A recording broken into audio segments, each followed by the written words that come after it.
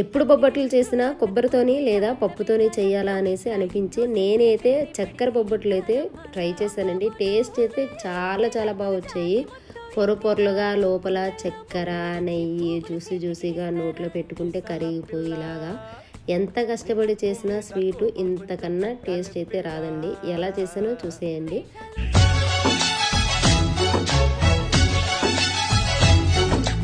ఇదేమిటమ్మా మాయా మాయా మైకం కమ్మిందా,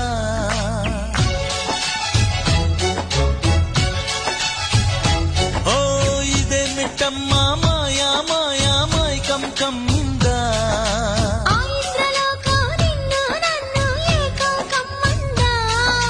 ముత్యమా ముత్యమా వస్తవా ముద్దులే మత్తుగా ఇస్తవా, ప్రియతమా ప్రియతమా ఈ హాయి తొలి